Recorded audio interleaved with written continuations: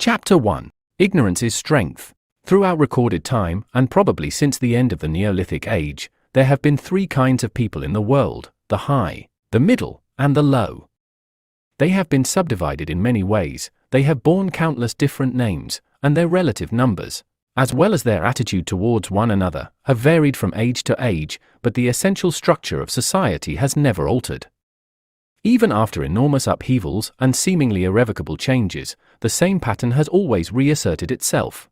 Just as a gyroscope will always return to equilibrium, however far it is pushed one way or the other, the aims of these groups are entirely irreconcilable. Winston stopped reading, chiefly in order to appreciate the fact that he was reading, in comfort and safety.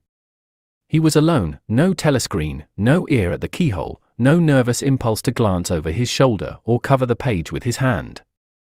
The sweet summer air played against his cheek.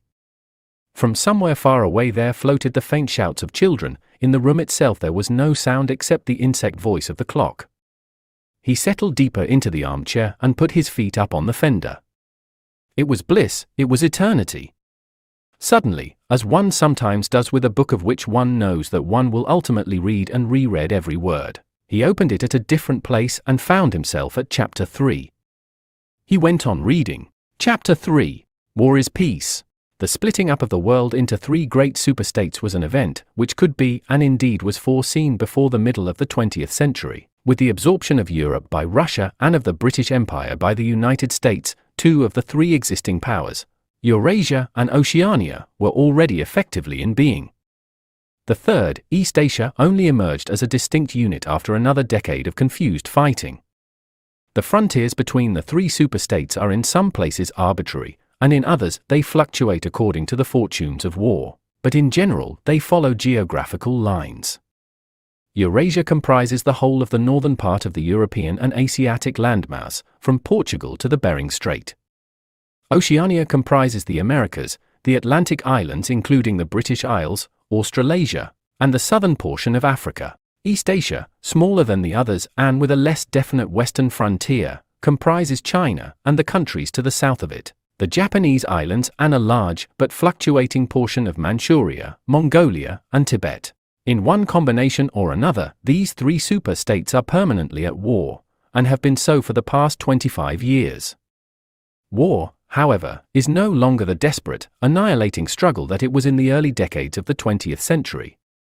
It is a warfare of limited aims between combatants who are unable to destroy one another, have no material cause for fighting, and are not divided by any genuine ideological difference. This is not to say that either the conduct of war, or the prevailing attitude towards it, has become less bloodthirsty or more chivalrous. On the contrary, war hysteria is continuous and universal in all countries, and such acts as raping, looting, the slaughter of children, the reduction of whole populations to slavery, and reprisals against prisoners which extend even to boiling and burying alive, are looked upon as normal, and, when they are committed by one's own side and not by the enemy, meritorious. But in a physical sense war involves very small numbers of people, mostly highly trained specialists, and causes comparatively few casualties. The fighting, when there is any, takes place on the vague frontiers whose whereabouts the average man can only guess at, or round the floating fortresses which guard strategic spots on the sea lanes. In the centers of civilization, war means no more than a continuous shortage of consumption goods, and the occasional crash of a rocket bomb which may cause a few scores of deaths. War has in fact changed its character. More exactly, the reasons for which war is waged have changed in their order of importance. Motives which were already present to some small extent in the great wars of the early 20th century have now become dominant, and are consciously recognized and acted upon. To understand the nature of the present war, for in spite of the regrouping which occurs every few years, it is always the same war, one must realize in the first place that it is impossible for it to be decisive. None of the three super-states could be definitively conquered even by the other two in combination. They are too evenly matched, and their natural defenses are too formidable. Eurasia is protected by its vast land spaces, Oceania by the width of the Atlantic and the Pacific, East Asia by the fecundity and industriousness of its inhabitants. Secondly, there is no longer, in a material sense, anything to fight about.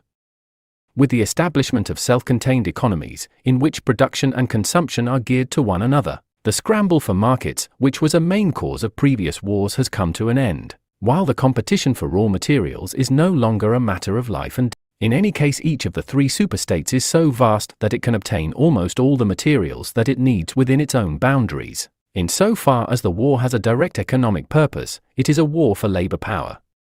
Between the frontiers of the superstates, and not permanently in the possession of any of them, there lies a rough quadrilateral with its corners at Tangier, Brazzaville, Darwin, and Hong Kong, containing within it about a fifth of the population of the Earth.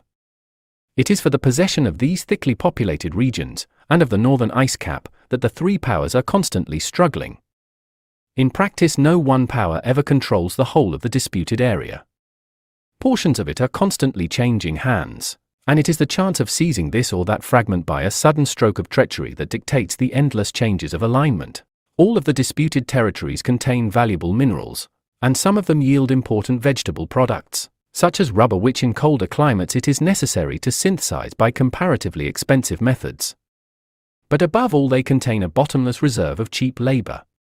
Whichever power controls equatorial Africa, or the countries of the Middle East, or southern India, or the Indonesian archipelago, disposes also of the bodies of scores or hundreds of millions of ill-paid and hard-working coolies.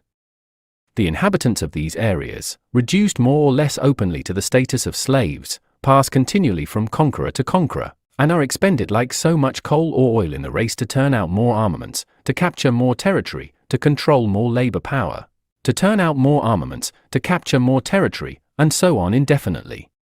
It should be noted that the fighting never really moves beyond the edges of the disputed areas. The frontiers of Eurasia flow back and forth between the basin of the Congo and the northern shore of the Mediterranean. The islands of the Indian Ocean and the Pacific are constantly being captured and recaptured by Oceania or by East Asia. In Mongolia, the dividing line between Eurasia and East Asia is never stable. Round the pole, all three powers lay claim to enormous territories which in fact are largely uninhabited and unexplored, but the balance of power always remains roughly even, and the territory which forms the heartland of each superstate always remains inviolate. Moreover, the labor of the exploited peoples round the equator is not really necessary to the world's economy. They add nothing to the wealth of the world, since whatever they produce is used for purposes of war, and the object of waging a war is always to be in a better position in which to wage another war.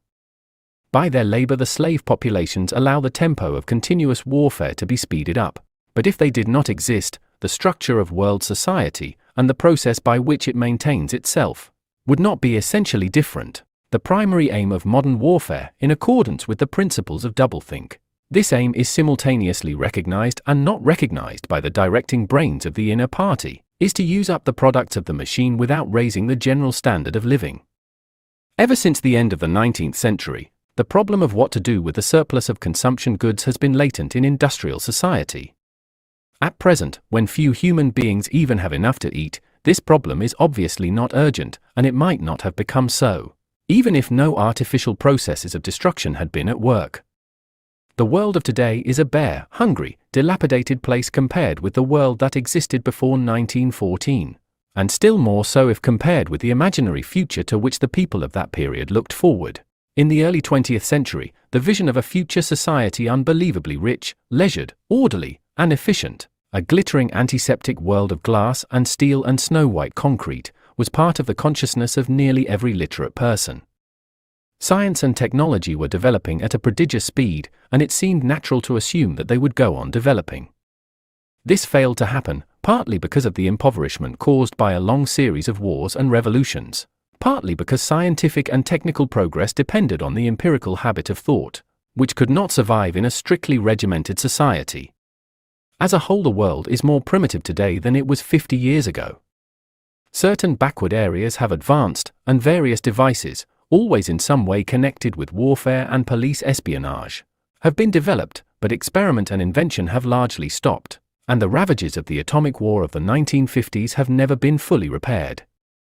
Nevertheless, the dangers inherent in the machine are still there. From the moment when the machine first made its appearance, it was clear to all thinking people that the need for human drudgery, and therefore to a great extent for human inequality, had disappeared. If the machine were used deliberately for that end, hunger, overwork, dirt, illiteracy, and disease could be eliminated within a few generations. and in fact, without being used for any such purpose, but by a sort of automatic process. By producing wealth, which it was sometimes impossible not to distribute, the machine did raise the living standards of the average human being very greatly over a period of about 50 years at the end of the 19th and the beginning of the 20th centuries.